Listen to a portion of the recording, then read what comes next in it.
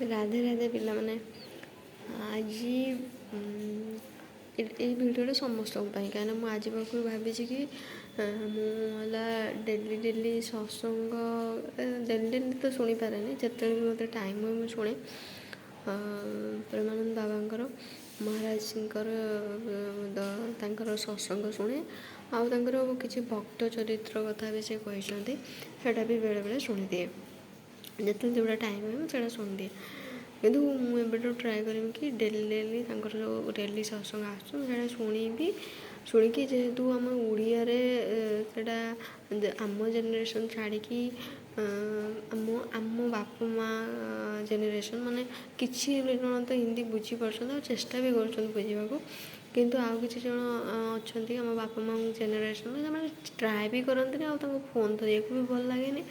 ସେମାନଙ୍କ ପାଇଁ ମୁଁ ଯାହା ବି ସତ୍ସଙ୍ଗ ଶୁଣୁଛି, ଯାହା ବି ବାବାଙ୍କ କଥା ତାଙ୍କ ଭକ୍ତ ଚରିତ୍ର ଶୁଣୁଛି, ସେଇଟାକୁ ମୁଁ ଓଡ଼ିଆରେ ଏକ୍ସପ୍ଲେନ୍ କରିବି, ଯେଉଁଟାକି ଯେଉଁମାନେ ହିନ୍ଦୀ ବୁଝିପାରୁନାହାନ୍ତି କି ବହୁତ ଛୋଟ ଛୁଆମାନେ, ଯେମିତିକି 10th 9th 8th କ୍ଲାସ୍ ଛୁଆମାନେ, 5th କ୍ଲାସ୍ ଛୁଆମାନେ, ସେମାନଙ୍କ ପାଇଁ ଏଇଟା ହେଲ୍ପ ହେବ କି ମୁଁ ଯାହା ବି ମହାରାଜାଙ୍କ ସତ୍ସଙ୍ଗ ତାଙ୍କ ଭକ୍ତ ଚରିତ୍ର ଶୁଣିବି ମୁଁ ଓଡ଼ିଆରେ ଏକ୍ସପ୍ଲେନ୍ କରିଦେବି, ଯେଉଁଥିପାଇଁ କି ଆପଣମାନଙ୍କୁ ହେଲ୍ପ ହେବ, ତାଙ୍କ କଥା ଜାଣିପାରିବେ ସେ କ'ଣ କହୁଛନ୍ତି, ତାଙ୍କର ଆଦର୍ଶ କ'ଣ, ତାଙ୍କ ନୀତିବାଣୀ କ'ଣ, ସେଇଟା ଆପଣମାନେ ଜାଣିପାରିବେ।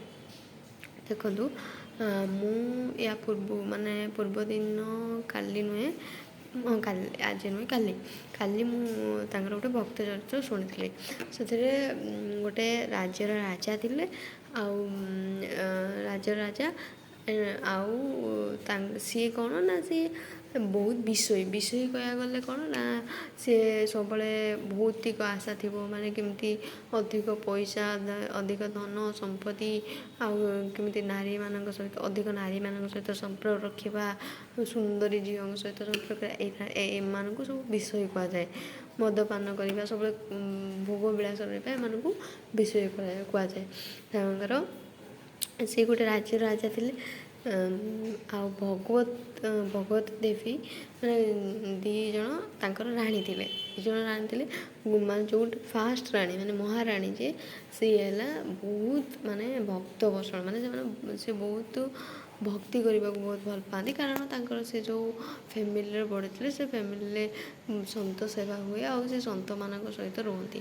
ଯେଉଁମାନେ ସାଧୁ ସନ୍ଥମାନଙ୍କ ପାଖରେ ରୁହନ୍ତି, ଆଉ ଯେଉଁ ଫ୍ୟାମିଲିରେ ସାଧୁ ସନ୍ଥମାନଙ୍କର ସମ୍ମାନ କରାଯାଏ, ସାଧୁ ସନ୍ଥମାନଙ୍କୁ ଖାଇବାକୁ ଦିଆଯାଏ, ତାଙ୍କ ସେବା କରାଯାଏ, ସେଇ ଫ୍ୟାମିଲିର ପିଲାମାନେ ବହୁତ ମାନେ ଭକ୍ତ ବତ୍ସଳ ପିଲା ହେଇଥାନ୍ତି। କାରଣ ଏଇଟା ଅଟୋମେଟିକ୍ କଥା, ଆମେ ଯେତେବେଳେ ଭକ୍ତମାନଙ୍କର ସେଇଟା ତାଙ୍କର ନିଜର କ୍ୱାଲିଟି ଅଛି କି ସେମାନେ ଅନ୍ୟମାନଙ୍କୁ ମାନେ ଟାଣି ଆଣିବେ, ଖୁସି ଦେବେ। କାହିଁକିନା ଆମ କୃଷ୍ଣଙ୍କର ମାନେ ହେଲା ଆକର୍ଷଣ କରିବା, ଯାହାକୁ ସେ ଆକର୍ଷଣ କରନ୍ତି ହେଲା। ସେଥିପାଇଁ ଯେଉଁମାନେ ଯାହାକୁ ବି ଆମେ ପୂଜା କରନ୍ତି, ରାଧାକୁ ପୂଜା କରନ୍ତି କି ରାଧାକୁ ପୂଜା କରନ୍ତି କି ଦୁର୍ଗାଙ୍କୁ ପୂଜା କରନ୍ତୁ, ଆମେ ଅବଭିୟସ୍ଲି କୃଷ୍ଣଙ୍କୁ ହିଁ ପୂଜା କରୁଛନ୍ତି, ଆମ ଆତ୍ମାକୁ ହିଁ ପୂଜା କରୁଛନ୍ତି। ଯେଉଁମାନେ ଭକ୍ତ ହେଇଥାନ୍ତି, ଯେଉଁ ଦେବଦେବୀଙ୍କର ଭକ୍ତ ବି ହୁଅନ୍ତୁ, ସେମାନେ ଅନ୍ୟମାନଙ୍କୁ ଆକର୍ଷଣ କରେଇବେ ତାଙ୍କ ନିଜ ଆଡ଼କୁ। ସେଇଟା ସିଏ କରେଇବେନି ଜାଣି ଶୁଣିକି ଇଣ୍ଟେନସନାଲି, କିନ୍ତୁ ତାଙ୍କର କାହିଁକିନା ଆମେ ସମସ୍ତଙ୍କ ଭିତରେ ଭଗବାନଙ୍କୁ ଭକ୍ତି କରିବାର ଯେଉଁ ପ୍ରକୃତି ଅଛି, ସମସ୍ତଙ୍କ ପାଖରେ ଭଲ ଗୁଣ ଅଛି। ସେମାନେ ସବୁବେଳେ ଟ୍ରାଏ କରିବେ କି ଆମେ କାହିଁକିନା ଯେହେତୁ ଆମ ଭିତରେ ସମସ୍ତଙ୍କ ଭିତରେ ଭଗବାନ ଅଛନ୍ତି, ଯେହେତୁ ଆମେ ସମସ୍ତଙ୍କ ଭିତରେ ଭଗବାନ ଅଛନ୍ତି, ଜଣେ ଯଦି ଭକ୍ତି କରୁଛି, ଜଣେ ଯଦି ଅଧିକ ଭଗବାନଙ୍କୁ ଭଲ ପାଉଛି, ଆମ ଭିତରେ ଥିବା ଭକ୍ତ ଗୁଣଟା ତାଙ୍କ ପାଖକୁ ଆକର୍ଷଣ କରିବ ହେଲା। ସାଧୁ ସନ୍ଥମାନଙ୍କ ପାଖରେ ବହୁତ ଭଗବାନଙ୍କ ପ୍ରତି ଭକ୍ତି ଥାଏ, ତାଙ୍କ ପ୍ରତି ସମ୍ମାନ ଥାଏ, ଭଲ ପାଇବା ଥାଏ। ଯେହେତୁ ତାଙ୍କ ପ୍ରତି ଭଲ ପାଇବା ସାଧୁ ସନ୍ଥମାନଙ୍କ ଥାଏ, ତାଙ୍କ ସଂସ୍ପର୍ଶରେ ଆସିଲେ ଆମେ ବହୁତ ଭକ୍ତି କରିବାକୁ ଲାଗନ୍ତି। ମାନେ ଯେତେ ବହୁତ ବଡ଼ ବି ପାପୀ ହଉ, ଯାହା ବି ହଉ, ସେ ସେହି ଅନୁସାରେ ତ ଟିକେ ବି ନାହିଁ ବଢ଼ିବ।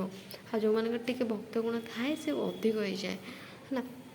ସେଇଭଳିଆ ସେ ଯେଉଁ ରାଜାଙ୍କର ଫାଷ୍ଟ ରାଣୀ ଯିଏ ଥିଲେ, ସେ ବହୁତ ଭକ୍ତ ବତ୍ସଳ ମାନେ ମଣିଷ ଜଣେ ଥିଲେ। ସେ କ'ଣ କରନ୍ତି ନା ତାପରେ ତାଙ୍କର ଯାହା ସହିତ ମ୍ୟାରେଜ୍ ହେଇଛି, ମାନେ ଯେଉଁ ରାଜା, ସେ ବି ତ ବହୁତ ବିଷୟୀ ଥିଲେ, ମାନେ ଭୋଗ ବିଳାସ ରୁହନ୍ତି। ସିଏ କିନ୍ତୁ ଭୋଗ ବିଳାସରେ ରହିଲେ ବି କିନ୍ତୁ ତାଙ୍କର କିଛି ବି ହେଇନଥିଲା। ସେ ଯେମିତି ଭକ୍ତି କରୁଥିଲେ ସେଇଭଳିଆ ତାଙ୍କ ଭିତରେ ଯେଉଁ ଭକ୍ତି କରୁଥିଲେ ସେ ଭକ୍ତି ତାଙ୍କ ଭିତରେ ରହିଲା। ଭକ୍ତି ରହିଲା। ଥରେ କ'ଣ ହେଇଛି ନା ତା ସହିତ ତାଙ୍କର ତ ରାଜା ରାଣୀ, ସେ ତ ରାଜା ରାଣୀ ମାନେ ପୁରା ରାଣୀ। ସିଏ କ'ଣ ହେଲା ନା ତାଙ୍କ ରାଜ୍ୟକୁ ଜଣେ ବୃନ୍ଦାବନରୁ ଜଣେ ସନ୍ଥ ଆସିଲେ। ତାଙ୍କ ନାଁ ହେଲା ନାଗିରୀ ଦାସ। ନାଗିରୀ ଦାସ ସନ୍ଥ, ସେ ବହୁତ ବଡ଼ ସନ୍ଥ। ତାଙ୍କୁ ନାଁ ଧରିଲା ବେଳେ ଆମକୁ ନମସ୍କାର କରିବାକୁ ମାନେ ପଡ଼ିବ, କାରଣ ସେ ବହୁତ ବଡ଼ ଭକ୍ତ।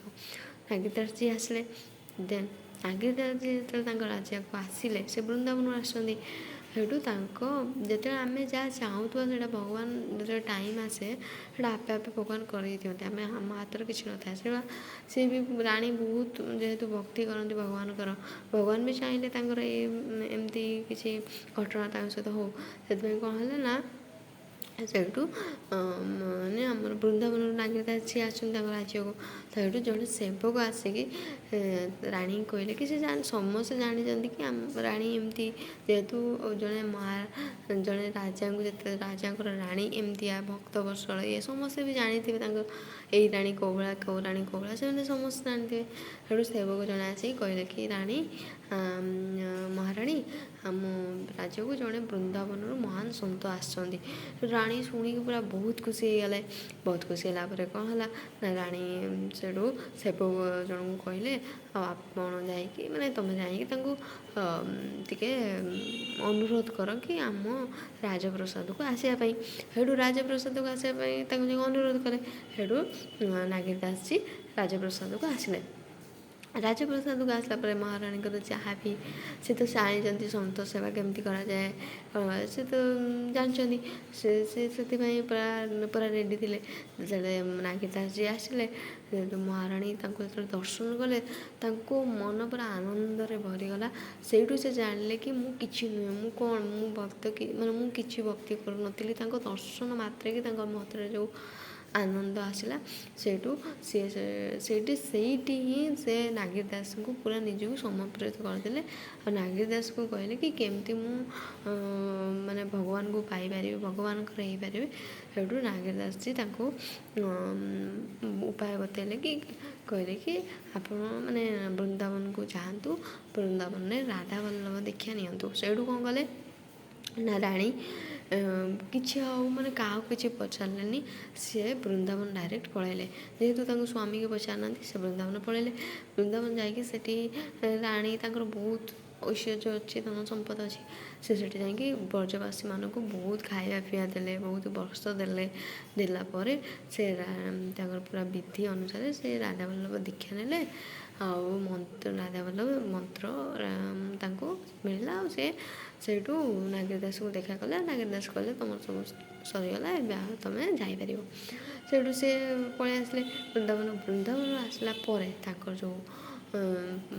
ଯେଉଁ ପତି ଥିଲେ ରାଜା, ସିଏ ପୁରା ରାଗିକି ଥିଲେ। କାହିଁକିନା ତାଙ୍କୁ ଯେହେତୁ କହିନାହାନ୍ତି ସେ ପଳେଇଛନ୍ତି, ସେ ପୁରା ରାଗିଥିଲେ। ସେଇଠୁ ସେ ପୁରା ରାଗିକି ଅଛନ୍ତି। ଯେତେବେଳେ ରାଣୀକି ଦେଖିଲେ ସେ ପୁରା ରାଗିକି ମାନେ ରାଣୀକି ଚାବୁକରେ ମାରିଲେ ପୁରା ଗୋଟେ ପ୍ରହର ମାନେ ଯେମିତିକି ଆମର ସକାଳୁ ଧର ଦ୍ୱିପହରେ ତାପରେ ସନ୍ଧ୍ୟାବେଳେ ଏଇଭଳିଆ ଗୋଟେ ପ୍ରହର ତାଙ୍କୁ ମାରିଲେ ଚାବୁକରେ।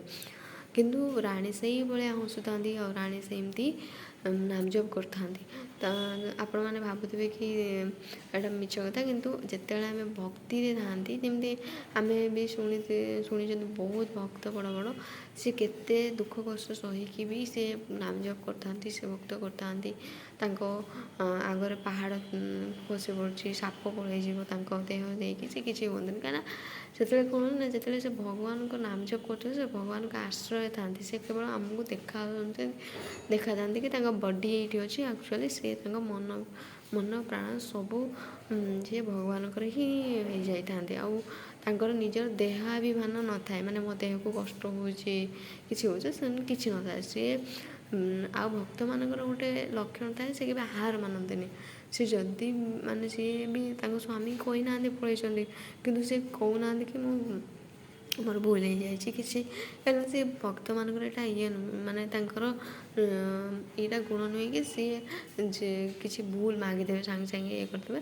ସେ ନା ତାଙ୍କୁ କିଛି କହୁଛନ୍ତି ନା ନିଜକୁ କିଛି କହୁଛନ୍ତି, ସେ ତାଙ୍କ ନାମ ଜପ କରି ଚାଲିଛନ୍ତି। ତାଙ୍କ ଭିତରେ ଯେଉଁ ତାଙ୍କୁ ଯାହା ବି ମନ୍ତ୍ର ଦିଆହେଇଥିଲା ସେ ରାଧା ବଲ୍ଲଭ ନାମ ଜପ କରୁଛନ୍ତି ନା ପୁରା ହସୁଛନ୍ତି, ଯେମିତି ହସିବା କଥା ହସୁଛନ୍ତି। ତାଙ୍କୁ ସେ ମାଡ଼ରେ କିଛି ବି ଫରକ ପଡ଼ୁନି, କାହିଁକିନା ସେ ତାଙ୍କ ନିଜର ଦେହକୁ କଷ୍ଟ ହେଉଛି ବୋଲି ସେ ଜାଣି ହିଁ ପାରୁନାହାନ୍ତି ହେଲା। ସେଠୁ ତାଙ୍କୁ ମାଡ଼ ହେଲା, ଗୋଟେ ପ୍ରହରୀ ପୁରା ମାରିଲା ପରେ ବି ସେ ସେଇଭଳିଆ ଅଛନ୍ତି। ସେଠୁ ରାଜା ଆହୁରି ରାଗିଗଲେ। ରାଜା ରାଗିକି କ'ଣ କଲେ ନା ତାଙ୍କ ଦେହକୁ ଗୋଟେ ବେଡ଼ ଭଳିଆ କରିଦେଲେ। ମାନେ ବେଡ଼ ଭଳିଆ ମାନେ ଯେମିତିକି ଶୋଇ ହେବ, ବେଡ଼ ମାନେ ତାଙ୍କ ଦେହ ଉପରେ ଶୋଇ ହେବ, ବେଡ଼ ଭଳିଆ କରିଦେଲେ। ବେଡ଼ ଭଳିଆ କରିଦେଇକି ସେ କ'ଣ କଲେ, ତାଙ୍କର ଯେଉଁ ସେକେଣ୍ଡ ରାଣୀ ଥିଲେ ତାଙ୍କୁ ଆଣିକି ତାଙ୍କ ସହିତ ଶୟନ କଲେ, ବସିଲେ ମାନେ ତାଙ୍କ ସହିତ ମଜାମସ୍ତି କଲେ। କିନ୍ତୁ ରାଣୀଙ୍କର ସେମିତି କିଛି ଫରକ ପଡ଼ିଲାନି, କାହିଁକିନା ଯେଉଁମାନେ ଭକ୍ତ ତାଙ୍କର ଏସବୁ କିଛି ବି ଫରକ ପଡ଼େ ନାହିଁ, ତାଙ୍କୁ ଫରକ ପଡ଼ିଲାନି। ତାପରେ ଯେତେବେଳେ ଆଉ ଗୋଟେ କଥା, ଯେତେବେଳେ ଆମେ ଭକ୍ତ ଅପରାଧ କରନ୍ତି କାହିଁକି ଭଗବାନ ଚୁପ୍ ଥାଆନ୍ତି, ଯେପର୍ଯ୍ୟନ୍ତ ସେ ଦେଖନ୍ତି କେତେ ପର୍ଯ୍ୟନ୍ତ ଇଏ ଯାଇପାରିବ, କେତେ ପର୍ଯ୍ୟନ୍ତ ସେ ଭକ୍ତ ଅପରାଧ କରିପାରିବ। ଯେତେବେଳେ ଲିମିଟ୍ କ୍ରସ୍ ହେଇଯାଏ ସେତେବେଳେ ଭଗବାନ ବି କିଛି କରିପାରିବେନି। ଭଗବାନ ସେଇଠୁ ତାଙ୍କୁ ଷ୍ଟାର୍ଟ କରିଦେବେ ତାଙ୍କର କର୍ମର ଫଳ ଦେବା। ସେଇଠୁ ଭଗବାନ କର୍ମର ଫଳ ଷ୍ଟାର୍ଟ କରିଦେଲେ ରାଜାଙ୍କ ଉପରେ।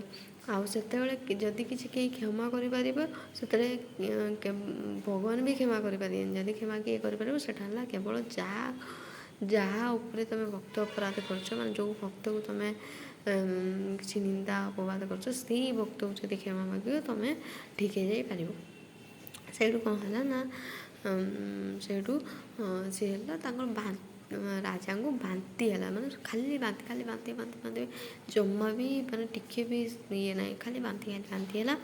ଆଉ ତାଙ୍କର ସେକେଣ୍ଡ ରାଣୀ ଥିଲେ ସେ ତାଙ୍କୁ ଖାଲି ଚାବୁକ ପ୍ରହାର ତାଙ୍କ ଦେହରେ, ଯେମିତି ତାଙ୍କ ଯେଉଁ ଚର୍ମ ଗୁଡ଼ାକ ମେଞ୍ଚା ହେଇଯିବା, ମାନେ ଯେମିତି ଚାବୁକ ପାହାର ଖାଇକି, ଯେମିତି ରାଣୀ ଯାହା ବି ରାଣୀଙ୍କ କଷ୍ଟଟା ସିଏ ମାନେ ରାଣୀଙ୍କ ମାଡ଼ ହେଉଥିଲା, ଆଉ ଯାହା ବି କଷ୍ଟ ସବୁ ତାଙ୍କ ଦେହରେ ସବୁ ଚାବୁକ ପାହାରର ଚିହ୍ନ ଏସବୁ ବସିଗଲା। ସେଇଠୁ କ'ଣ ହେଲା ନା